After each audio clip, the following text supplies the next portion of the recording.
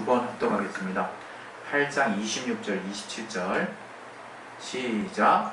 이와 같이 성령도 우리 영향을 오시나니 우리가 마땅히 빌바를 알지 못하나 오직 성령이 말할 수 없는 탄식으로 우리를 위하여 친히 간구하시느니라. 마음을 강전하시는 이가 성령의 생각을 아시나니 이는 성령이 하나님의 뜻대로 성도를 위하여 간구하시니라.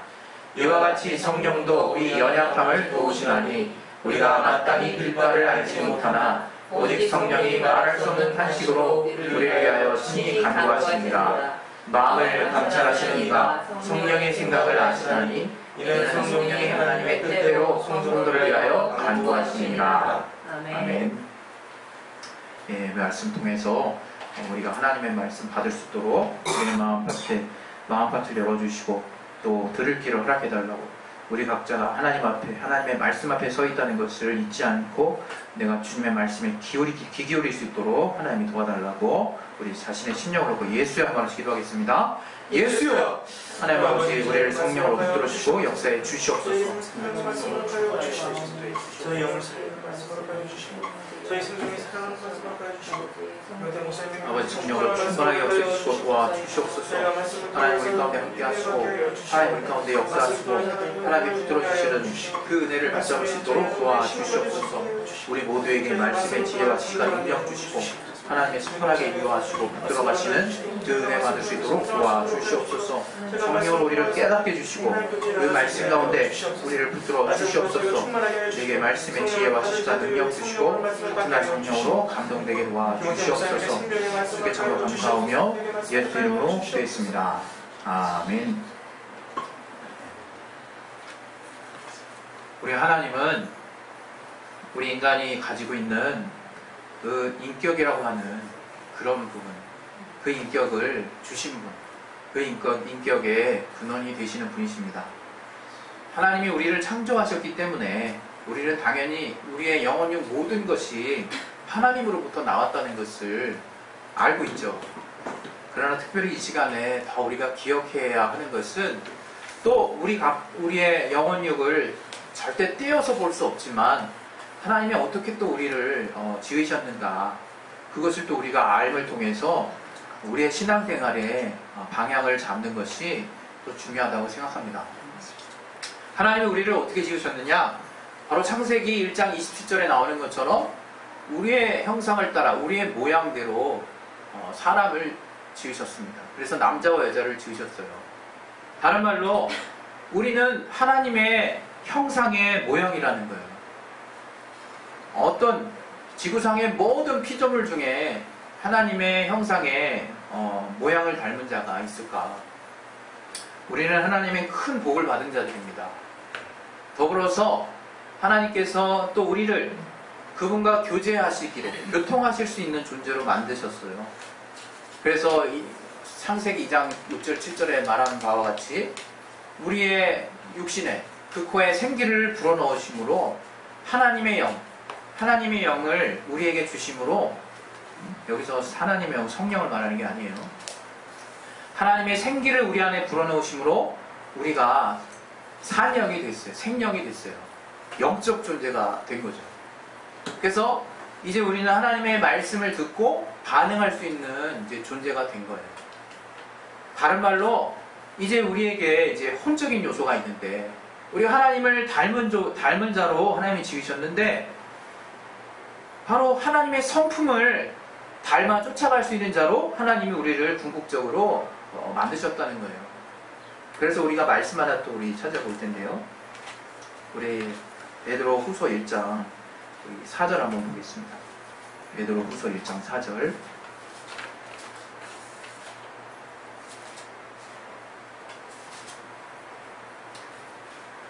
자, 우리 같이 한번 읽어보겠습니다. 시작.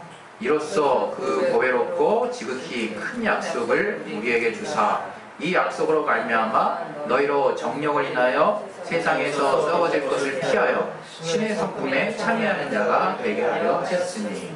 예. 우리가 드디어 이제 단순히 그냥 육신의 한계에 머물러 있는 자가 아니라 비록 죄를 지었을지라도 이제 예수 보혈의 공로를 통해서 본래 우리를 지으신 목적대로 우리가 신의 성품에 참여하는 자가 되었다는 거예요. 여러분이 신의 성품이 무엇일까에 대해서 이제는 고민하는 삶이 시작돼야 된다는 거예요. 그냥 우리가 느끼고 우리 안에 들어오는 우리의 이성으로 깨닫는 그런 것들을 지식과 지혜의 어떤 근본으로 삼아서 여러분의 삶의 가치관으로 세울 것이 아니라, 아, 나는 하나님의 자녀구나. 아, 나는 근본적으로 신의 성품에 참여할 자구나 라고 하는 것을 인식하는 그 자세가 필요하다는 거예요. 우린 세상 사람들 가운데서도 그런 말들 많이 합니다. 인간은 만물의 영장이라는 얘기 옛날에 많이 했었는데, 또 우리는 동물이 아니다. 우리는 짐승이 아니다. 아, 저런 짐승 같은 사람 만나. 막 이런 말을 하죠. 그러면서 인간의 인간됨에 대해서 같이 나누고 말하기도 해요. 그러나 우리가 더 근본적으로 알아야 될 것은 이러한 우리의 인간됨조차 하나님의 성품을 따라 지어졌다는 거예요. 우리의 인격이. 우리가 인간다움이라고 하는 걸 뭔가 내가 이렇게 갖추고 노력해야 되는 어떤 부분이 아니라, 하나님이 우리에게 본래 신의 성품에 참여할 수 있는 고상한 존재로 지으셨다고 하는 것을 우리가 깨달아야 된다는, 우리가 신앙생활하면서 여전히 정욕적인 삶을 사는 사람들이 많아요. 기복적인 삶, 그저 그냥 탐욕의 눈이 어두워가지고 마치 하나님은 그냥 그저 복을 내려주시는 분인 거예요. 하나님은 그저 뚝딱하고 피로를 채워주시는 분인 거예요. 그 이상 하나님과 관계를 맺지 않은 사람들이 실제로 우리가 살다 보면 진짜 많아요. 그래서 참 저 사람 하나님 믿는 사람 맞는가 싶을 때가 참 종종 있죠. 물론 우리는 어느 누구든 비판하거나 판단해서는 안 되겠죠. 그러나 참 그러한 사람들로 인해서 우리가 어려움을 당한다. 하나님을 만났는데 왜 그럴까라는 생각이 진짜 들죠. 그것이 무엇이냐, 바로 오늘 저와 여러분이 나누고자 하는 하나님과의 깊은 사귐이 결여되어 있어서 그런 거예요. 하나님과의 깊은 만남이 배제되어 있는 신앙을 하기 때문에 저들의 삶이 기형적으로 자라나는 거예요. 우리가 가끔 이렇게 과실을 따먹을 때 어떤 부분에 기형이 일어나면 과육이 기형적으로 발달해가지고 이상한 모양을 이렇게 가지고 있어요. 그 부분은 어떤 특별한 맛을 느끼기 또 어려워요. 그 정상적으로 자란 어떤 열매 부분에서만 우리는 그 맛을 느낄 수 있다. 하나님이 우리에게 주신 것들을 온전하게 우리가 받아들이는 게 대단히 중요합니다. 그 중에서 우리가 이 말씀을 통해서 하나님이 어떠한 분인가 아는 것이 너무나 중요하다. 이거 분명히 호세아 선지자가 여호와를 알라, 힘써 하나님을 알라, 그렇게 말씀하셨어요. 6장 3절에. 우리 호세아 6장 3절 한번 보겠습니다.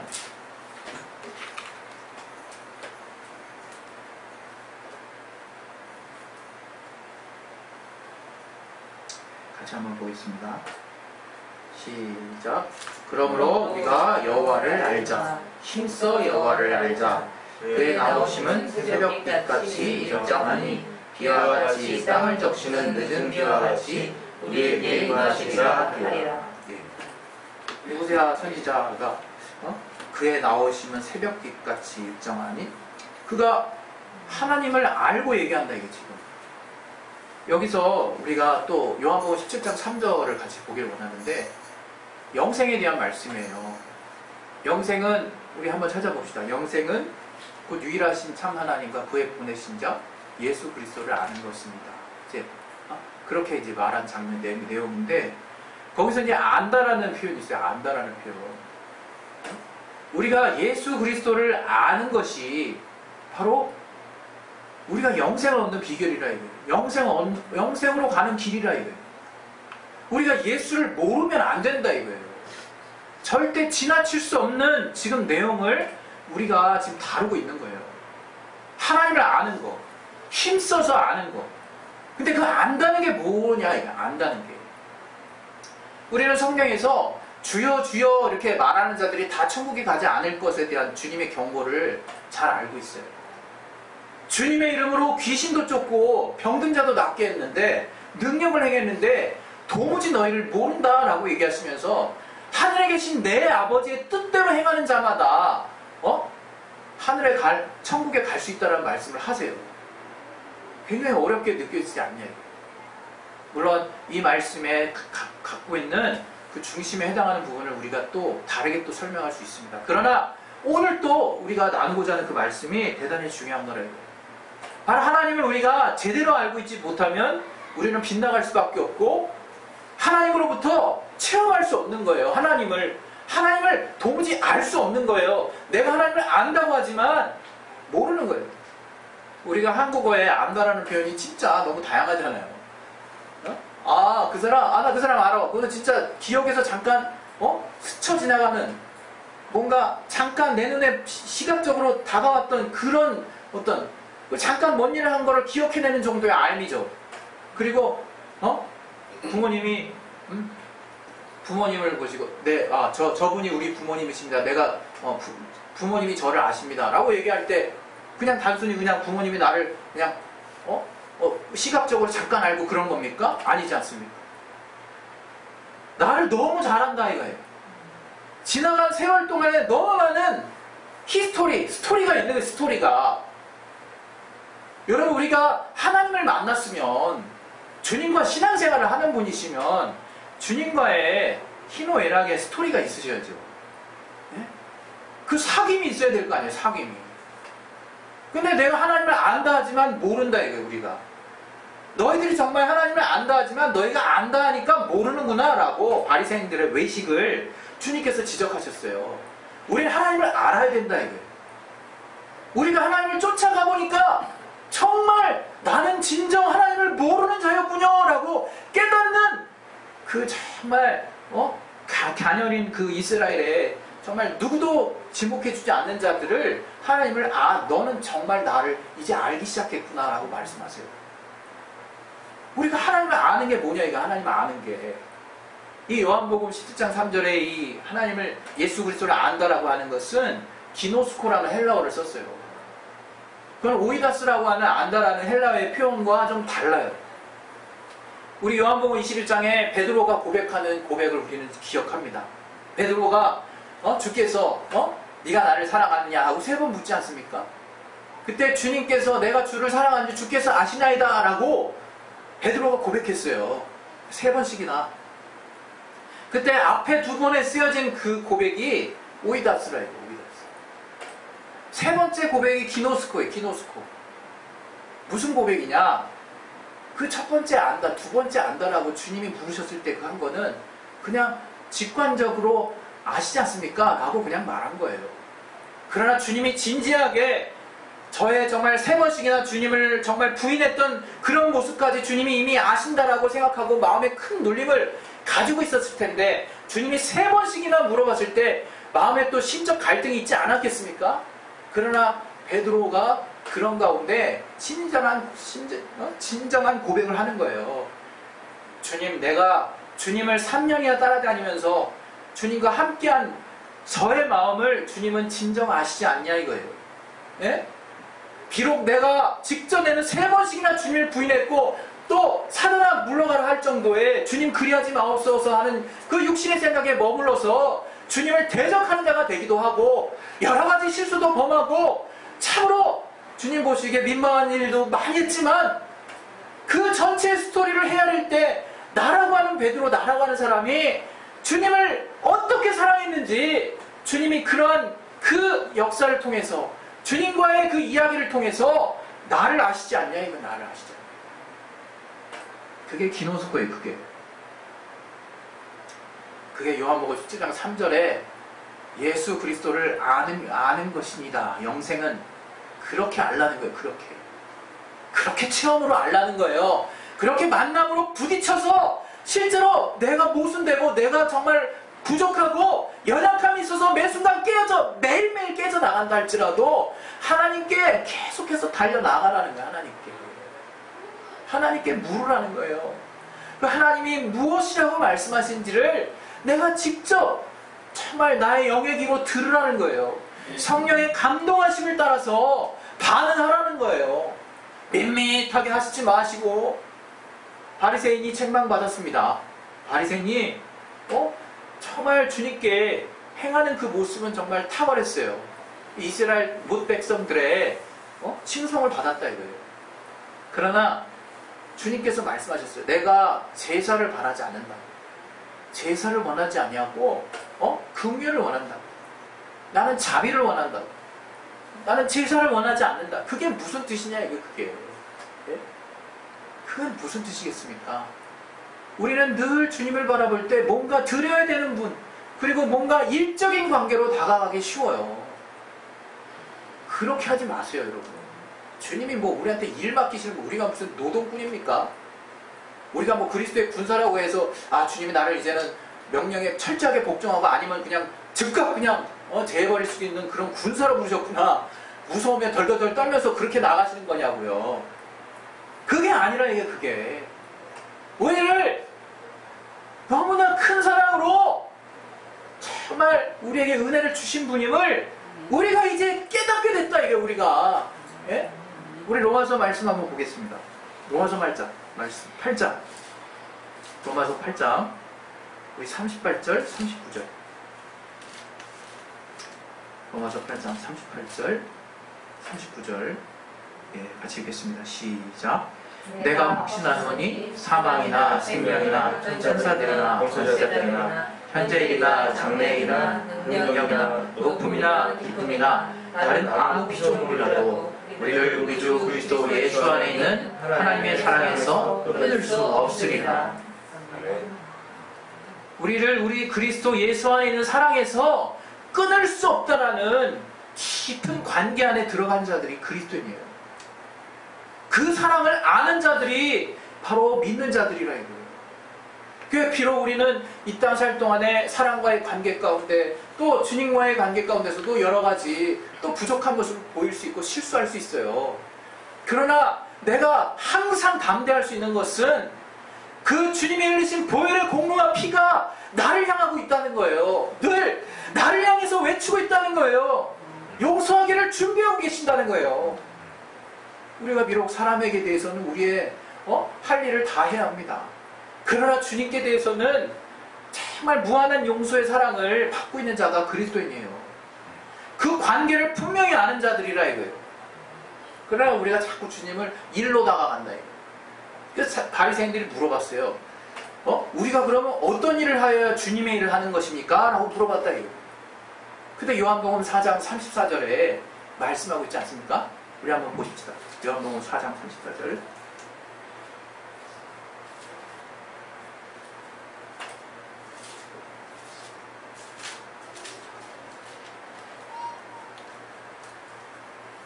같이 한번 읽겠습니다. 시작. 예수께서 이르시되 나의 양식은 나를 보내신 이의 뜻을 행하며 그의 일을 온전히 이루는 이것이다. 그리고 우리 또 말씀 하나 찾겠습니다.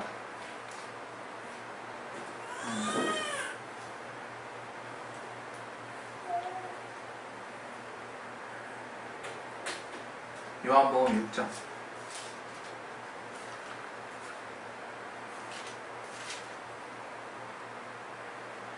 28절 29절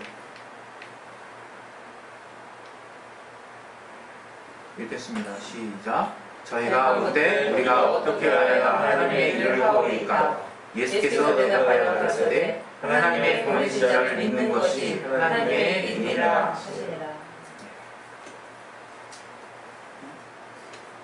예수님의 양식은 주님의 일을 온전히 이루는 것인데, 예수님은 그렇게 사는 것인데, 예수님은 그런 일을 하면서 정말 주님과 관계를 갖는 것인데, 그 주님의 뜻을 온전히 이루는 것이 바로 아버지의 보내신 자를, 아버지를 믿고 사랑하는 모습이라 이거예요. 우리에게 주님이 요구하시는 것이 무엇이냐? 바로 그 아버지가 보내신 그 말씀을 믿고 그 주님을 사랑함으로 그 말씀을 순종하는 것을 통해서 우리가 주님의 일을 하게 되는 거예요. 여기서 제일 중요한 것은 바로 주님을 믿는 거라 이거예요. 주님을 믿는 거. 주님을 믿는 거, 그냥 무턱대고 그냥 주님의 일을 하는 것이 아니라 우리가 기도할 때 기도의 목적이 무엇인지에 대해서 지난 목요일에도 말씀드렸지만 우리는 자꾸 기도의 목적을 흐려놔요. 기도할 때 정말 하나님이 약속하셨으니까 우리는 기도의 응답을 분명한 목적으로 가지고 있죠. 기도 응답하시는 분이니까. 맞습니다. 그러나 왜 하나님이 기도를 시키시냐 이거예요. 기도는 우리가 필요해서 하는 겁니까? 기도 우리가 필요해서 하는 거예요? 아니지 않습니까? 하나님 먼저 우리에게 구하라 그러셨어요. 찾으라고, 두드리라고 말씀하셨어요. 기도는 하나님이 우리에게 명하신 거라요. 나는 이전까지 내 필요를 따라서 하나님이 주시는 거, 내가 필요해서 하나님께 구하면 하나님이 주시는 줄 알았는데 목적이 다르다 이게 목적이. 바로 그것은 기도를 통해서 하나님을 알라는 거예요. 하나님을. 기도를 통해서 도대체 하나님이 어떠한 분인가를 체험하라는 거예요. 왜 우리가 기도를 통해서 하나님께 나아갑니다. 과거에 그 성전에 성소에 금향단이 있었잖아요. 금향단.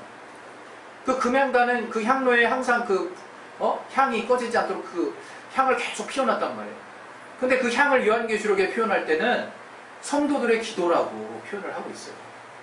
그 향이 성소 안에 가득 차면 그 성소와 지성소를 가로막고 있는 휘장이 쫙 열린대요. 그 휘장은 예수님의 몸이라 그랬죠. 휘장이 딱 열린다는 건 무엇을 의미합니까?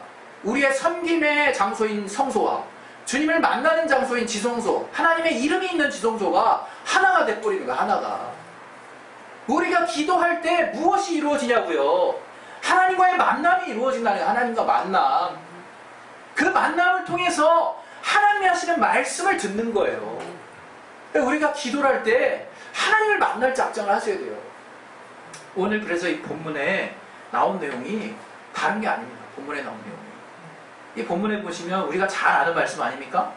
성령이 우리의 연약함을 도우신다. 우리의 연약함. 우리 살면서 얼마나 연약합니까? 그러나 성령이 우리의 연약함을 도우시는데 어떻게 도우시느냐 이거야.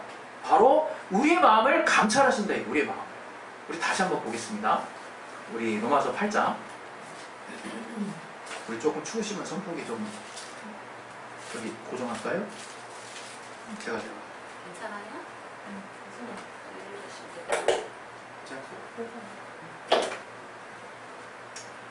자, 우리 로마서 8장 26절, 27절 한번 보겠습니다. 시작. 이와 같이 성령도 우리 연약함을 도우시나니 우리가 마땅히 빌 바를 알지 못하나 오직 성령이 알지 못하는 식으로 우리를 위하여 친히 간구하시느니라. 마음을 감찰하시는 이가 성령의 생각을 아시나니 이는 성령이 하나님의 뜻대로 성도를 위하여 간구하시느니라. 이렇게 말했어요. 이게 뭐냐? 바로 이 성령이 우리의 연약함을 도우시는 분인데 우리의 마음을 감찰하시는, 하나님이 우리 마음을 감찰하셔서 성령의 뜻대로 간구하게 하시는데 우리의 마음을 하나님이 감동하신다는 것을 여러분이 기억하셔야 돼요. 우리의 마음은 아무 변화가 없는 가운데서 그저 하나님의 말씀이 떨어졌으니까 이것을 나는 순종해야 돼, 순종해야 되고 막 의지적으로 신앙생활하는 거에 우리는 너무 익숙해요. 그러나 그게 아니라 이게 그게. 우리 신앙생활은 성령과의 교통하심이에요. 성령의 감동하심을 따라 하는 거예요. 그래서 그 감동하심에 우리의 마음이 감동을 얻기 때문에 우리 안에 자원함과 기쁨과 감사함으로 주님이 주신 일들을 감당할 수 있게 되는 거예요. 그 일들을 감당할 때 우리에게 가장 기억에 남는 일이 주님과의 관계가 남게 되는 거예요. 주님이 맡기신 일이 그때 참 힘들었지 이렇게 남는 게 아니라 그때 내가 그 일을 하면서 비록 힘들었지만 주님이 날 이렇게 사랑해 주셨지 라고 그렇게 결론이 나도록 우리를 신앙 가운데 인도해 가신다 이거예요. 그러니까 우리가 신앙이 그것을 통해서 그런 인격적인 주님과의 만남을 통해서 성장할 수밖에 없는 거예요. 성장이 뭐 내공을 쌓는 겁니까?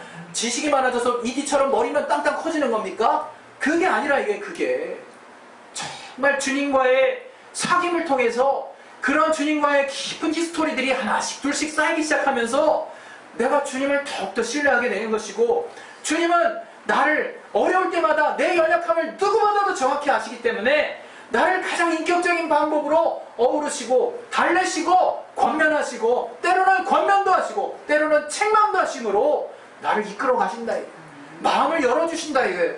마음을 그렇게 하도록 붙들어 주신다 이거예요.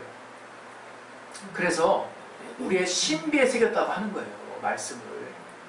우리의 말씀을 신비에 새긴 삶을 사는 자들이 바로 성령으로 사는 자요, 신약의 하나님의 자녀들의 삶이에요. 절대 이제 여러분 마음 따로 몸 따로 행동 따로 가는 삶을 사시지 않으시기를 예수 이름으로 축원드립니다. 그리고 우리가 주님 앞에 구하고 드리는 삶보다 이제 주님 앞에 정말 주님을 만나고 주님 앞에 사랑을 받는 그 사랑과의 관계 가운데 늘 주님을 알게 되는 그런 깊은 관계가 늘 저와 주님 사이에, 주님과 여러분 사이에 있으시기를 예수 이름으로 축원드립니다. 네. 시간에 우리 마지막으로 우리 말씀 하나 보고 우리 마칠 텐데요.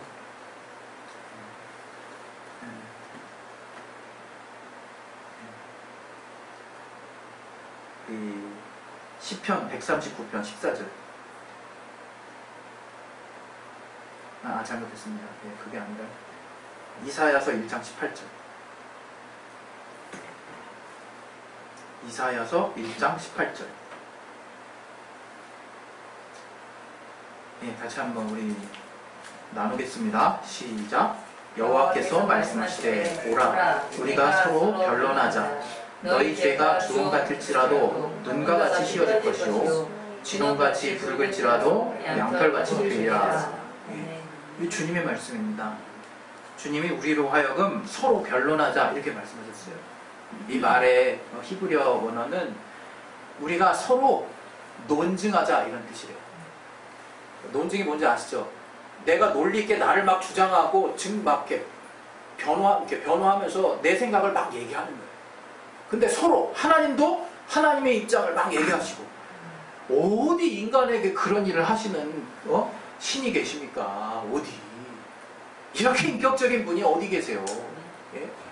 그렇게 하자는 건 실제로 기도 가운데서 그런 만남을 주님이 우리에게 정말 전능하신 우리 피조물과 창조주의 관계요, 우리는 그분의 자녀된 정말 신분으로 하나님이 격상시켜 주셨지만 여전히 우리는 그분에게 지음받은 존재가 그런 친구와 같이 여기시는 주님의 마음을 따라 이제 주님이 나와 변론하자 하시는 거예요. 여러분 정말 마음을 여시고 하나님 앞에 깊이 관계하시기 바랍니다.